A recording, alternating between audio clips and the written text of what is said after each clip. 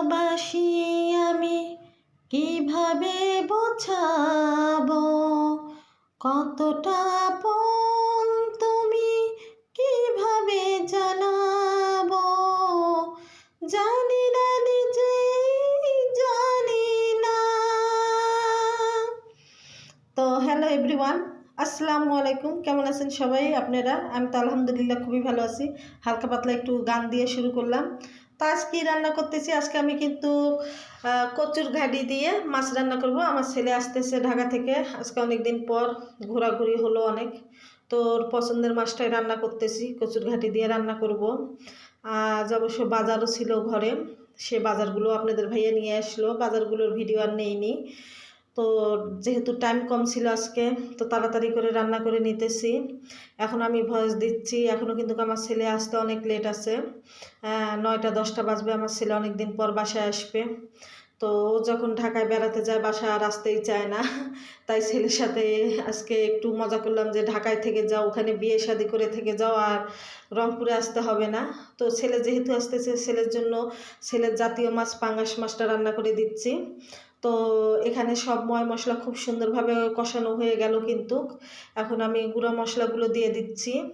দিয়ে দেওয়ার পর আমি খুব সুন্দরভাবে মশলাটা কষায় নিয়ে আমি কিন্তু কচুর ঘাটি আর একটা আলু দিয়েছিলাম, সেই কচুর ঘাটিটা এখানে দিয়ে দেব। আর মাছ তো অলরেডি আমার ভাজা হয়ে গেছে।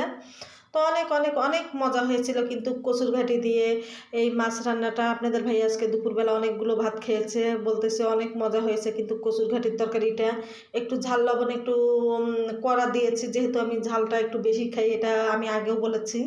তো আজকে বাটা মরিচ গুঁড়া মরিচ দুটোই দিয়েছি, একটু ঝাল ঝাল করে রান্না করব। তো কেমন হয় অবশ্যই কিন্তু কমেন্টের মাধ্যমে জানাবেন। তো এখানে কিন্তু আমি কচুর ঘাটিগুলো দিয়ে ভালোভাবে কষায় আমি পানি দিয়ে দিলাম। এখন দেখতেছি সিদ্ধ হয়েছে কিনা, তো এখনও লেট আছে সিদ্ধ হতে। তো এরপরে আমি একটা কিন্তু ম্যাজিক মশলা এখানে দিয়ে দিলাম। আমি প্রায় কিন্তু মাছের তরকারিতে ম্যাজিক মশলাটা দিয়ে দিই, সবজিতেও। তো এরপর মাছগুলোও দিয়ে দিছি। মাছগুলো কিন্তু খুব সুন্দর কড়া করে ভেজে ফেলেছি। আর তেলালা যেহেতু মাছ, কচুর ঘাটি দিয়ে মজাই লাগবে, চিন্তা করলাম আজকে অন্য মাছ নিয়ে এসেছে, তো আমি সেই মাছ না রান্না করে আমি ফ্রিজ থেকে এই মাছ বের করে ছেলের জন্য রান্না করলাম। এরপরে কাঁচা কাঁচা ধনিয়ার পাতা নিয়ে এসেছে আপনাদের ভাইয়া, সেটাও দিয়ে দিলাম। যাওয়ার সময় বলে গেছে সুন্দর করে ধনিয়ার পাতা দিবা মাছের তরকারির উপর।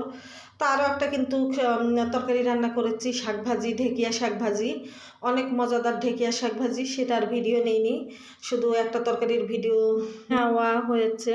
তো এরপর আমি ধনিয়ার পাতাগুলো দেওয়া হয়ে গেল, এখন একটু বলক তুলে আমি গোসলে চলে যাব। আর যখন আমি ভয়েসটা দিচ্ছি তখন কিন্তু রাত, ভিডিও ছাড়ার আগ দিয়ে আমি ভয়েসটা দিয়ে আমি ভিডিওটা ছেড়ে দেই। তো ফাইনাল রেসিপিটা অবশ্যই দেখে নেবেন, অনেক মজা হয়েছিল কিন্তু, দেখেই বুঝতে পারতেছেন। তো আজকে আর বেশি কিন্তু কথা বলবো না।